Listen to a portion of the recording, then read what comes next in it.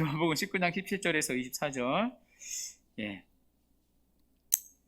우리 다 찾은 줄 알고 우리 한 목소리로 합독하도록 하겠습니다. 시작.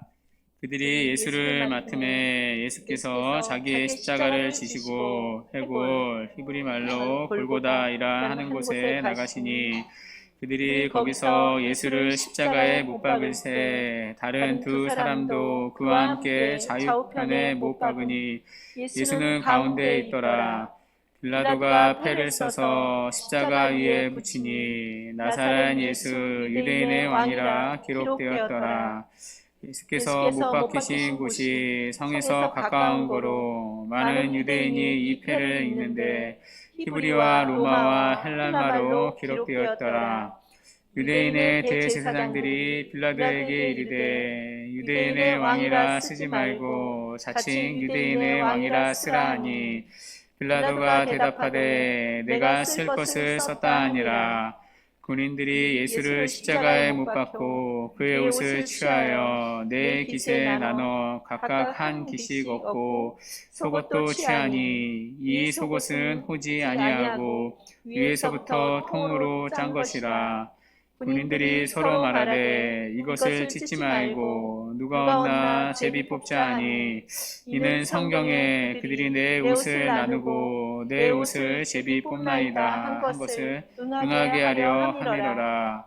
군인들은 이런 일을 하고. 아멘. 네, 오늘은 벌거벗겨지신 예수님이라는 제목으로 하나님 말씀 증거하도록 하겠습니다.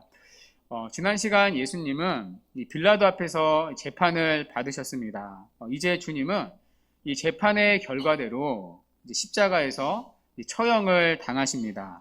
자, 그 처형당하는 현장이 이제 우리가 읽은 이제 오늘 본문의 내용입니다. 자, 오늘은 그 참혹한 그 십자가의 처형의 현장으로 함께 가보도록 하겠습니다. 자, 우리 본문 17절 우리 다시 한번 읽어볼까요? 시작. 그들이 예수를 맡음에 예수께서 자기의 십자가를 지시고 해골 히브리 말로 골고다이라 하는 곳에 나가시니. 아멘. 자, 이 당시 십자가 처형과 관련해서 로마에 한 가지 관습이 있었습니다.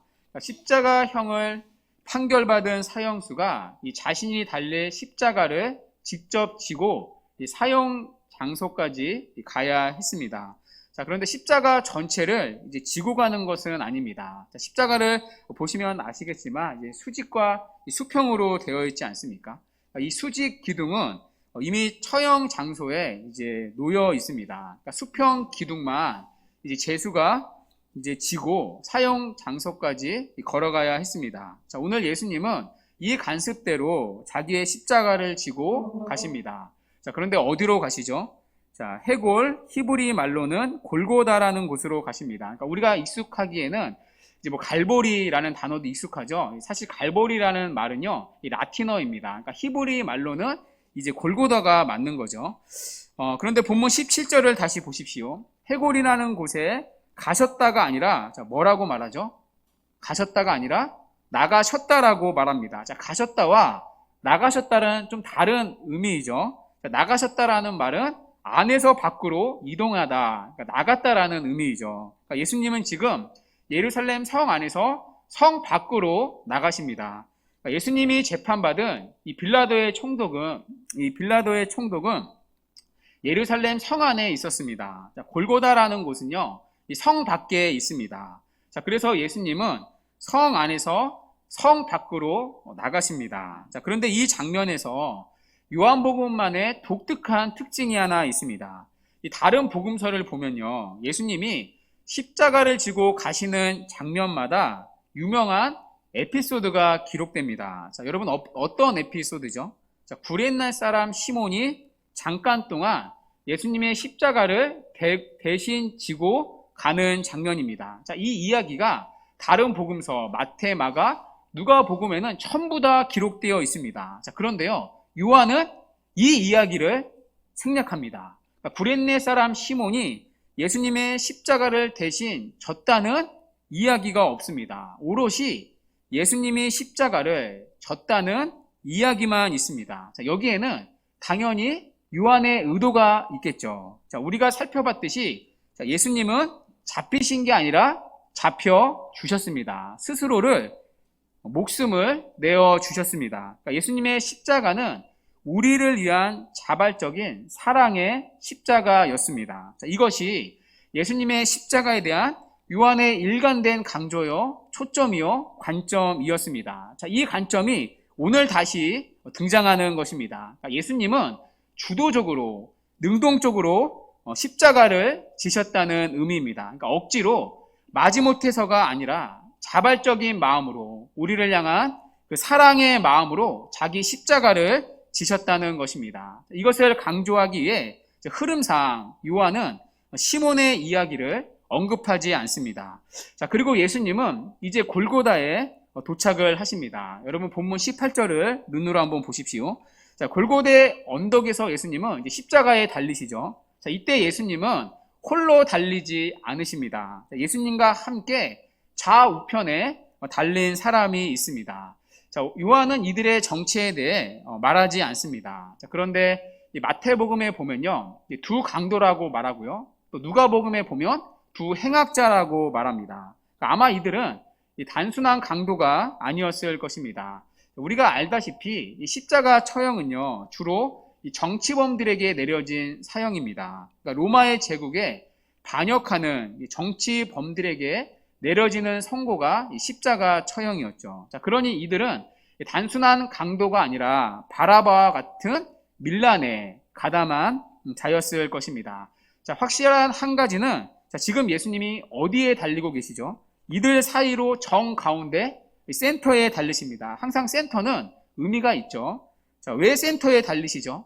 이것은 예수님이 가장 큰 죄인이라는 사실을 사람들에게 알리는 것입니다. 자, 역설적이게도요, 여기에 신학적 의미가 담겨 있습니다. 자, 예수님은 지금 자신의 죄가 아닌 우리 모두의 죄를 대신해서 십자가에 달리십니다. 그러니까 당신의 택한 모든 백성의 죄를 안고 지금 달리십니다. 자, 그러니 예수님은 누구보다 가장 큰 죄인입니다. 자, 예수님은 가장 큰 죄인으로 가운데 십자가의 센터에 달리십니다. 자, 그러니까 여기에도 역설적인 의미가 담겨 있는 거죠. 자, 이어서 빌라도는 예수님이 달리신 십자가 위에 패를 써서 붙입니다. 자, 이 패는요, 이제 그 사람의 제목을 써서 붙였는데요, 경고의 목적이 있습니다. 자, 북한에도 보면 공개 처형을 하지 않습니까? 자, 그건 경고의 의미인 거죠. 자, 이 사람을 봐라. 그러니까 이 사람은 이와 같은 제목으로 십자가에 달렸다. 너희들도 똑같은 죄를 짓게 되면 이들처럼 십자가의 처형을 당할 것이다. 그러니까 경고의 차원으로 사람들이 볼 수 있게끔 패에 그 제목을 써서 십자가 위에 붙였습니다. 자, 그런데요, 이 빌라도가 쓴 예수님의 제목은 무엇이죠? 바로 유대인의 왕이라는 제목입니다. 자, 특별히 빌라도는 이 제목을 세 가지 언어로 기록하게 했습니다. 자, 세 가지가 어떤 언어이죠? 히브리어와 로마어와 헬라어입니다. 이 세 가지 언어는요, 이 당시 모든 사람의 언어였습니다. 그러니까 당대의 모든 언어입니다. 자, 그래서 어떤 누구라도 이 말을 읽을 수 없는 사람이 없었습니다. 자, 여기에도 또 역설적 의미가 있습니다. 자, 예수님은 그 언어들이 포함하고 대표하고 있는 모든 인류의 왕, 모든 세상의 왕이라는 진리를 선포하는 것입니다. 그러니까 하나님이 빌라도를 부지 중에 지금 사용하고 있는 거죠. 자, 그래서 여러분 다른 복음서를 보면요, 오늘 예수님 옆에 달린 강도 중에 한편 강도가 구원을 받습니다. 자, 우리는 그 강도의 구원을 보면요, 의문을 가지죠. 자, 어떻게 이 강도가 극적으로 예수님을 믿게 되었을까? 그것도 십자가에서 죽기 전에. 자, 거기에 대해 존 라일은 이렇게 답합니다. 자, 이 강도가 바로 이 말, 유대인의 왕이라고 쓴 말에 의해 그 마음이 움직였다고 보지 않을 이유가 없다. 왜냐하면 이 제패에 쓴 말은 성경이 선포하는 진리이기 때문이다. 그러니까 빌라도가 제패에 쓴 유대인의 왕이라는 이 말을 보고 듣고 예수님을 믿게 되었다는 것입니다. 자, 그래서 칼빈은 이것을 가리켜 빌라도는 보이지 않는 손에 의해 복음의 선포자 역할을 했다고 말했습니다. 또 아더 핑크는 빌라도는 몰랐지만 그는 천국의 서기 역할을 했다고 말했습니다. 또 레슬리 뉴비기는 빌라도는 부지 중에 진리의 증언이 되었다고 말했습니다. 자, 물론 빌라도는요, 예수님을 왕으로 인정하지 않았습니다. 자, 그럼에도 빌라도가 왜 유대인의 왕이라는 제패를 써서 붙였느냐? 사실 유대인들에게 한 방을 먹이는 것입니다. 자, 아시다시피 빌라도는 예수님을 죽이려는 마음이 없었습니다. 자, 그런데 왜 죽이고 있죠? 그러니까 유대인들이 자신을 협박한 것 아닙니까? 그러니까 예수님을 풀어주면 로마 황제에게 당신을 고발할 것이다. 그러니 우리의 말을 들어라. 그러니까 대놓고 협박을 했습니다. 그러니까 그들의 협박에 못 이겨 지금 빌라도는 원치 않게 예수님을 십자가에 못 박고 있습니다. 그러니까 그러니 당연히 빌라도가 유대인들을 향해 기분이 굉장히 나빴겠죠. 그러니까 거기에 대한 복수로 지금 빌라도가 그들에게 한 방을 먹이는 겁니다. 속된 말로 이제 빅엿을 먹인다는 거죠. 자, 그 말이 바로 예수가 너희들의 왕, 그러니까 유대인의 왕이라는 말입니다. 그러니까 당연히 유대인들이 가만히 있을 리 없습니다. 그러니까 빌라도를 향해 항의를 하죠. 유대인의 왕이 아니라 자칭 유대인의 왕이라 고쳐주기를 요구합니다. 한마디로 사기꾼이라는 거죠. 하지만 빌라도는 그들의 요청을 거절합니다. 자, 이어서 23절인데요. 우리 23절 함께 읽도록 하겠습니다. 시작. 군인들이 23절인데요. 예, 23절 시작. 군인들이 예수를 십자가에 못 박고 그의 옷을 취하여 네 깃에 나눠 각각 한 개씩 얻고 속옷도 취하니 이 속옷은 호지 아니하고 위에서부터 통으로 짠 것이라. 아멘. 자, 여러분 이 구절 보면 여러분 어떤 생각이 드십니까? 여러분 좀 이상하지 않습니까? 군인들이 예수님의 옷을 나누어 갔습니다. 그것도 예수님의 속옷까지 서로 가져가기 위해서 제비뽑기를 합니다. 저는 처음에 초신자 때 이 구절을 읽는데 굉장히 이상하더라고요. 왜 속옷까지 가져가나? 여러분 뭐라고 해야 되나요? 좀 솔직히 변태같이 보이지 않습니까? 여러분 사형수가 죽는데 교도관이 그 사람의 옷을 가져갑니다. 속옷을 가져가요. 그것도 교도관들끼리 서로 그 속옷을 가지려고 가위바위보를 합니다. 자, 여러분 그러면 좀 변태스러운 장면 아닙니까? 자, 그런데 이 당시에는요, 이 관례가 하나 있었습니다. 그러니까 사형 집행자들이 십자가에 달린 사형수의 옷을 나눠 갖는 이 관례가 있었습니다. 그러니까 일종의 그 사형수의 옷이 그들에게 부수입이 되었던 거죠. 왜냐하면 이 당시에는 옷이 굉장히 귀했기 때문입니다. 그러니까 이 당시는 지금과 같은 대량 생산의 시대가 아니었죠. 그러니까 평생을 옷 몇 벌로 살았습니다. 그러니까 옷이 굉장히 귀했던 거죠. 우리는 지금 철 지나면 버리고 또 이렇게 유행만 지나도 옷을 버리지 않습니까? 자, 그러나 이들은 옷이 굉장히 귀했었죠. 자, 그래서 이 사형을 집행하는 사람이 사형수의 옷을 가지도록 했습니다. 자, 그 관습을 따라 오늘 사형을 집행하는 로마의 군인들이 예수님의 옷을 나누어 갔습니다. 자, 먼저 이 겉옷을 나누는데요. 자, 유대인들의 겉옷은 이불처럼 사용할 수 있을 만큼 이제 넓은 천이었습니다. 그래서 오늘 본문에 보면 4조각으로 서로 사이좋게 나누어 갔습니다. 자, 그러나 이 속옷은 좀 달랐습니다. 23절의 설명처럼 이 속옷은요, 이음새가 없는 통으로 짜여진 옷입니다. 자, 그러니 찢어서 나눠 가질 수가 없었겠죠. 그래서 군인들이 어떻게 하죠? 24절에 보면 제비를 뽑아 한 사람이 가지도록 했습니다. 자, 이것을 통해 우리는 한 가지 사실을 발견할 수 있습니다. 십자가에 달린 예수님은 알몸으로 달리셨다는 사실입니다. 그러니까 예수님은 지금 완전히 벌거벗겨지신 상태입니다. 여러분 혹시 십자가에 달린 예수님에 대한 그림이나 영화의 장면을 본 적 있으십니까?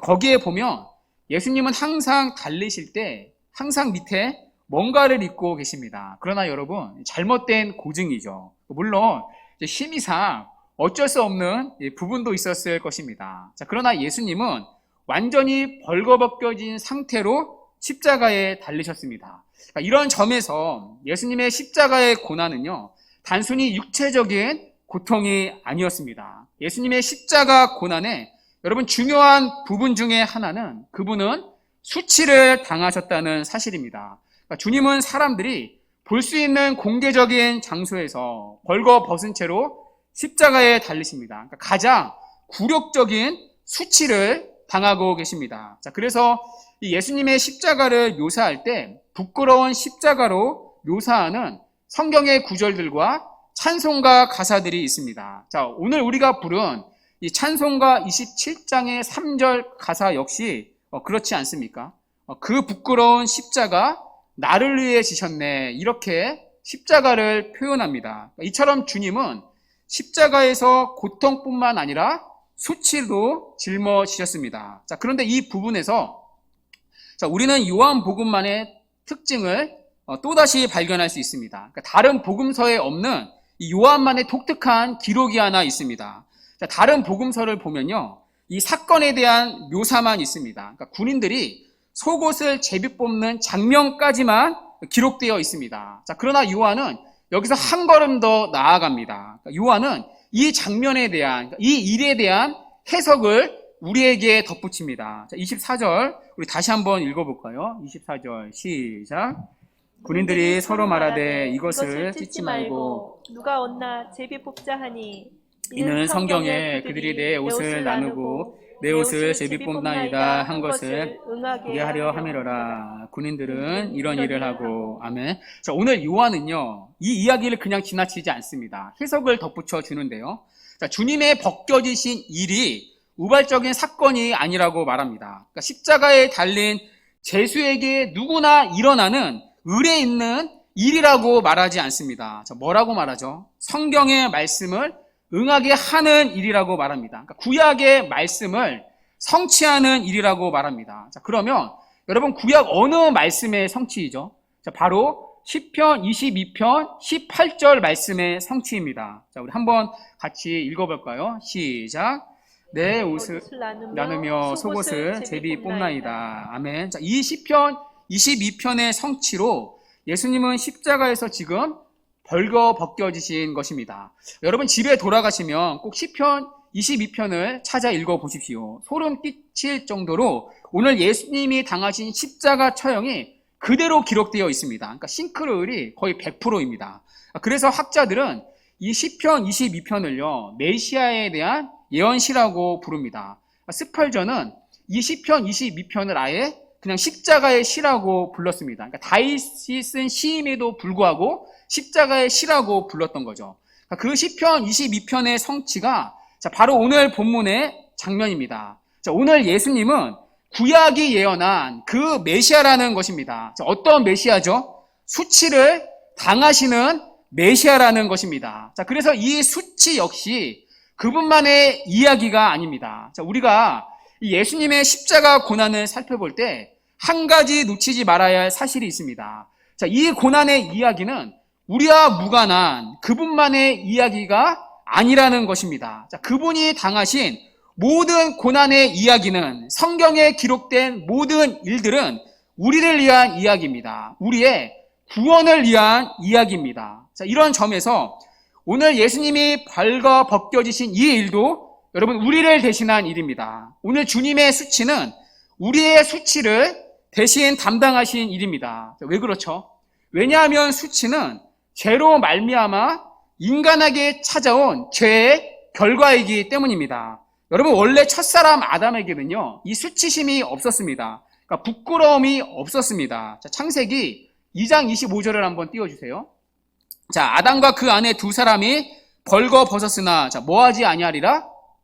부끄러워하지 아니하리라. 그러니까 첫사람 아담과 하와는요, 에덴 동산에서 옷을 입지 않았습니다. 그러니까 아시죠? 그러니까 벌거벗고 다녔습니다. 그러나 그들은 수치심이 없었습니다. 그러니까 부끄러워하지 않았습니다. 하나님 앞에서 부끄러움이 없었고요, 서로가 서로를 볼 때에도 부끄러움이 전혀 없었습니다. 왜냐하면 그들은 영광스러운 상태였기 때문입니다. 하나님의 형상을 입은 하나님 앞에 순결한 상태였기 때문입니다. 그런데 언제 인간에게 이 수치라는 감정이 들어오죠?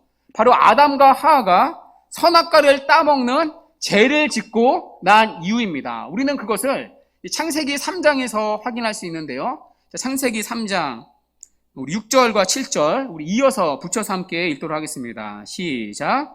여자가 그 나무를 본즉 먹음직도 믿음직도 하고 보암직도 하고 지혜롭게 할 만큼 탐스럽기도 한 나무인지라. 여자가 그 열매를 따먹고 자기와 함께 있는 남편에게도 주매 그도 먹은지라. 이에 그들의 눈이 밝아져 자기들이 벗은 줄을 알고 무화과 나뭇잎을 엮어 치마로 삼았더라. 아멘. 자, 아담과 하하가 먹지 말라는 선악과를 따먹습니다. 자, 그때 그들의 눈이 밝아졌다고 말합니다. 여기 밝아졌다라는 말을 직역하면요, 눈이 열렸다, 눈이 떠졌다라는 뜻입니다. 자, 어디에 눈이 떠졌죠? 그들이?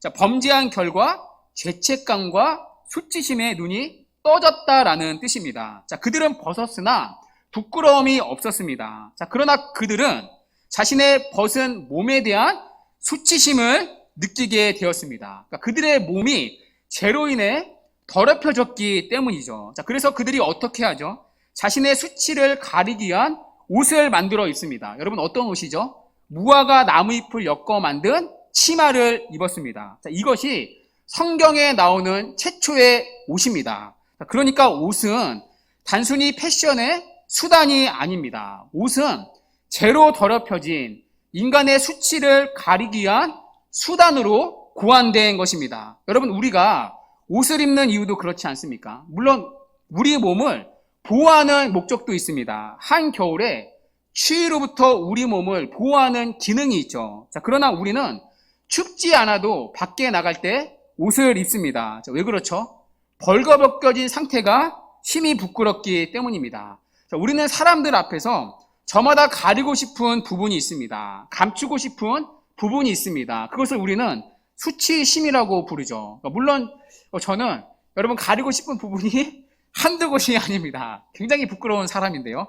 자, 그리고 그것을 우리는 옷으로 가리는 거죠. 우리는 우리의 수치를 가리기 위한 목적으로 옷을 입습니다. 자, 그러나 인간이 만들어 입은 옷에는 여러분 문제가 있습니다. 여러분, 아담과 하하를 보십시오.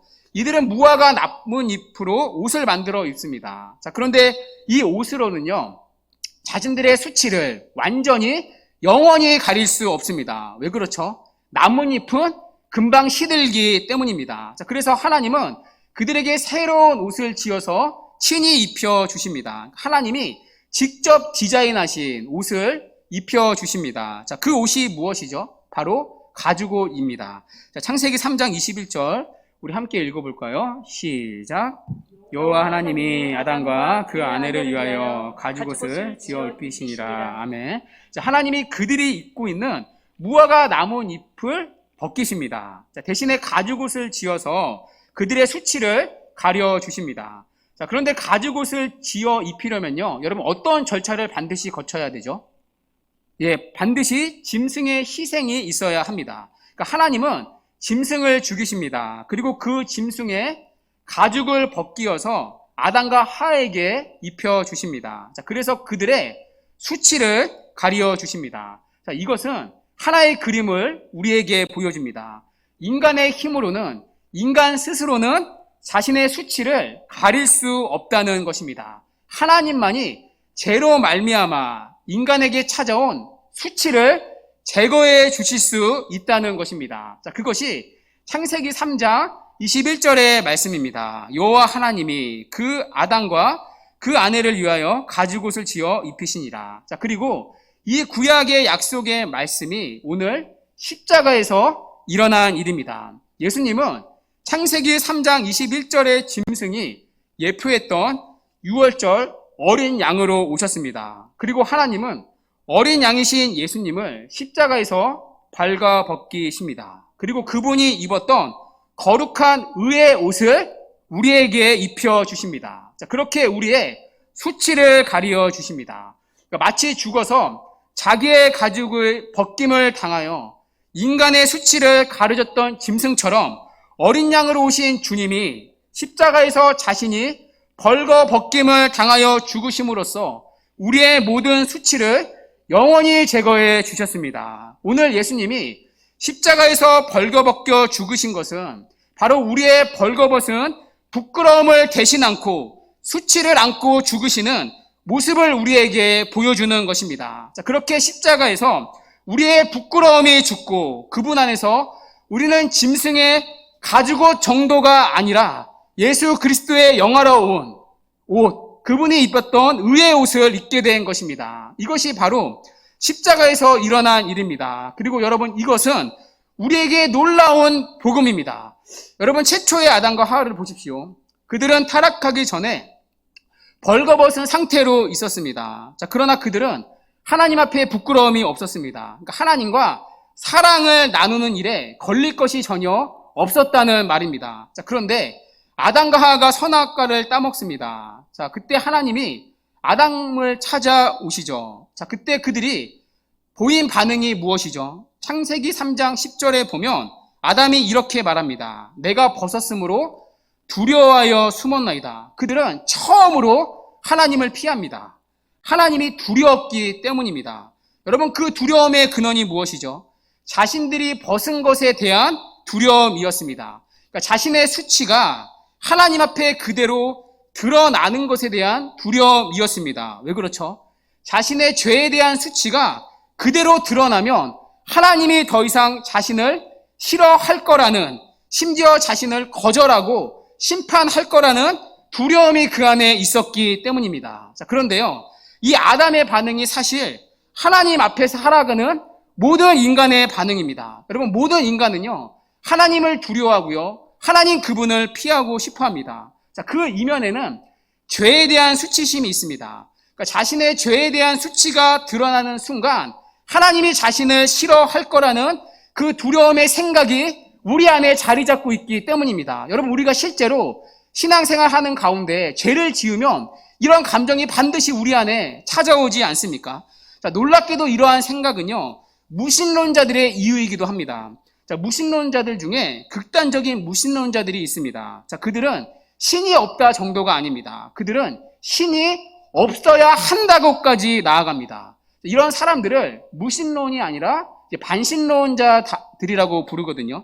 그러니까 대표적인 반신론자가 여러분 혹시 이제 들어보셨는지 모르겠지만 이 크리스토퍼 히친슨이라는 사람입니다. 그러니까 이 사람이 쓴 대표적인 책이 있는데요. 신 없이 어떻게 죽을 것인가. 그러니까 벌써 제목에서부터 나는 안티다. 강하게 풍기지 않습니까? 자, 아이러니하게도 이 사람은요, 독실한 기독교 가정에서 태어났습니다.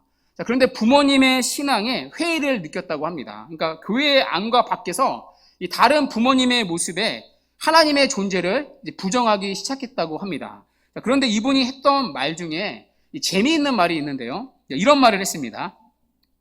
24시간 하늘에서 당신을 감시하는 존재가 있다고 생각해 보십시오. 잠자든 깨어있든 당신의 일거수일투족이 신에 의해서 검열되는 겁니다. 정말 이걸 원합니까? 당신이 어머니 자궁에 착상한 순간부터 죽는 순간까지 검열되는 것을. 자, 그러면서 그는 하나님이 없어야 한다고 말합니다. 자, 여러분, 이 말의 뉘앙스를 아시겠나요? 여러분, 이 말을 잘 생각해 보십시오. 자, 왜 히치슨이 하나님이 없어야 한다고 생각을 했습니까? 없다가 아니라 신이 있다면 나를 다 알 것이다. 내 방에 CCTV가 달린 것처럼 나를 다 속속들이 알 것이다. 내 행동뿐만 아니라 내 마음속을 낱낱이 다 알 것이다. 그러면 그 신은 반드시 나를 싫어하게 될 것이다. 신이 나를 안다면 그 신은 나를 싫어할 거라 확신했던 것입니다. 자, 그러니까 신은 없다 정도가 아니라 신은 없어야 한다고 말했던 것입니다. 여러분, 여기에는 어떤 게 자리 잡고 있죠? 그 안에 죄에 대한 수치심이 있습니다. 그러니까 아담에게 있었던 죄에 대한 수치심이 히치슨에게 있었던 것입니다. 사실 여러분, 이 수치심은요, 우리 모두에게 있습니다. 사실 저 역시 이런 경험이 있는데요. 제 기억으로는 몇 학년인지 정확히 기억은 안 납니다. 그러니까 중학교 때 일이었는데요.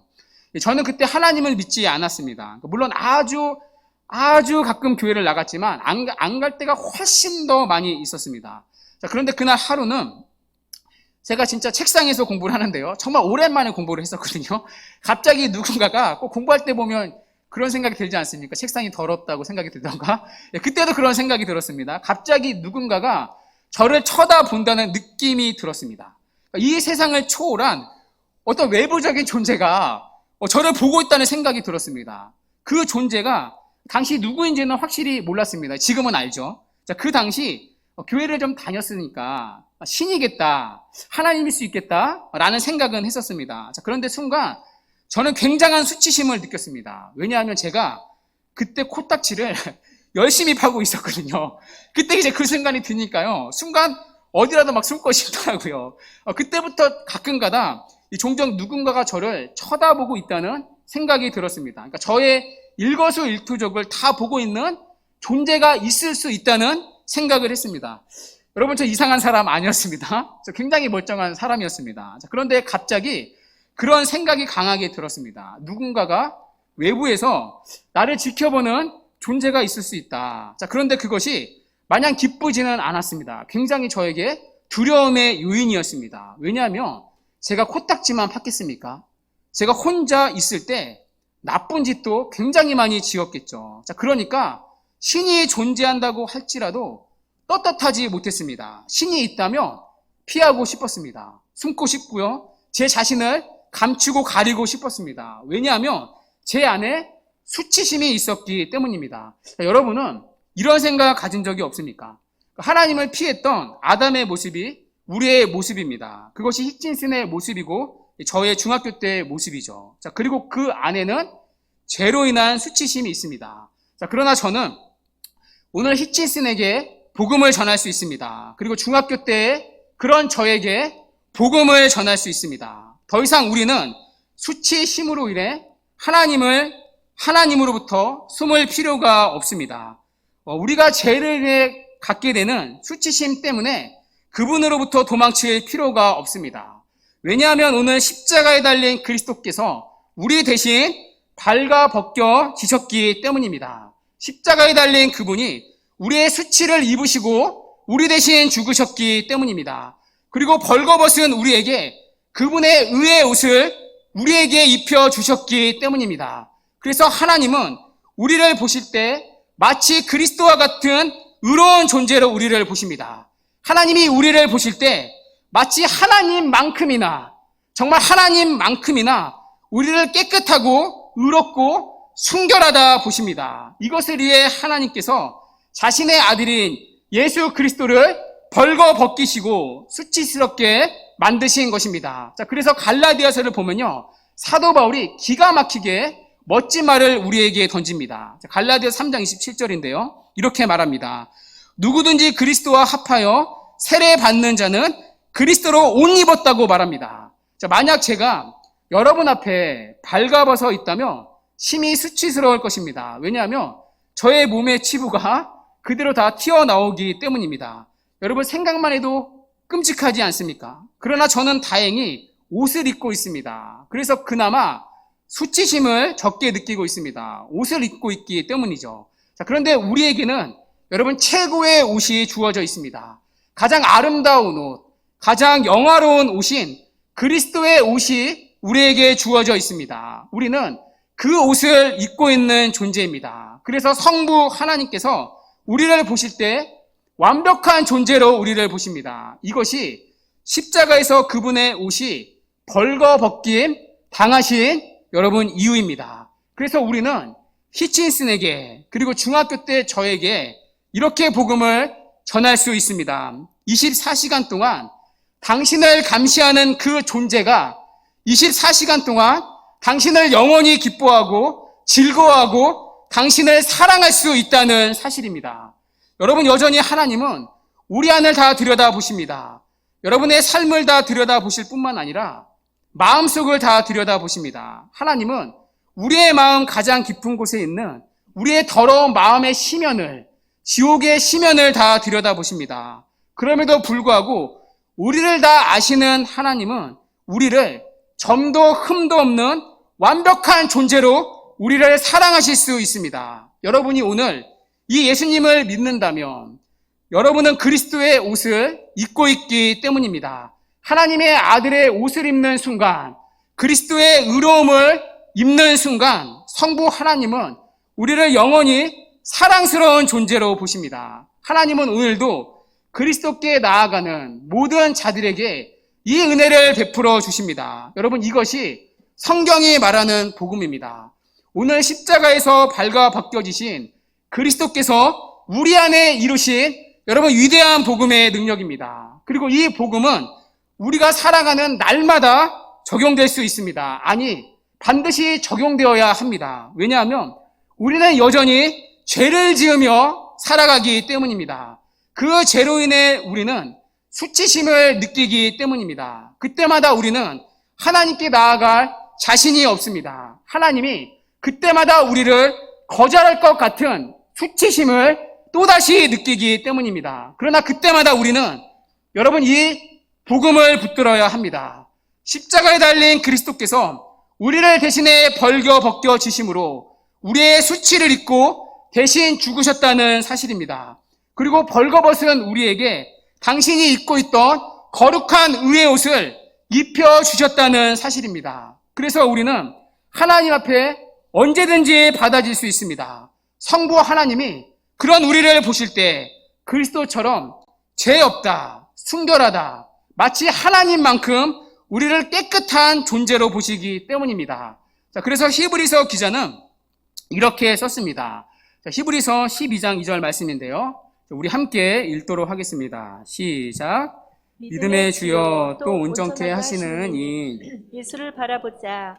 그는 그 앞에 있는 즐거움을 위하여 십자가를 참으사 부끄러움을 개의치 아니하시더니 하나님 보좌 우편에 앉으셨느니라. 아멘. 히브리서 기자는 오늘 이 예수님의 십자가를 또다시 우리에게 해석해 줍니다. 왜냐하면 이것이 우리가 날마다 붙들어야 할 복음의 내용이기 때문이죠. 히브리서 기자는 이 주님의 십자가를 부끄러운 십자가라고 말합니다. 주님의 십자가는 수치를 겪은 부끄러운 십자가였습니다. 그러나 주님은 그 부끄러움을 개의치 않으셨다고 말합니다. 왜 그렇죠? 그 앞에 있는 즐거움을 내다보셨기 때문입니다. 여러분, 예수 그리스도가 십자가에 달리실 때, 발가 벗겨졌을 때 그 앞에 보신 즐거움이 무엇이죠? 언제든지 예수를 믿는 저와 여러분이 하나님 앞에 나오는 즐거움입니다. 비록 저와 여러분이 날마다 죄를 짓는다 할지라도 죄의 수치를 벗어버리고 우리를 찾으시고 부르시는 하나님 앞에 그리스도의 공로로 담대히 날마다 나아가는 것입니다. 그 즐거움을 위해 오늘 주님이 십자가에서 벌거벗겨진 것입니다. 주 안에 사랑하는 여러분, 이것이 오늘도 넘어지는 우리가 매 순간 붙들어야 할 복음입니다. 주 안에 사랑하는 여러분, 오늘도 우리의 마음에는 하나님의 싫어할 만한 것들로 가득합니다. 누가 여러분 이 자리에 담대히 하나님 앞에 앉을 수 있는 사람이 어디에 있습니까?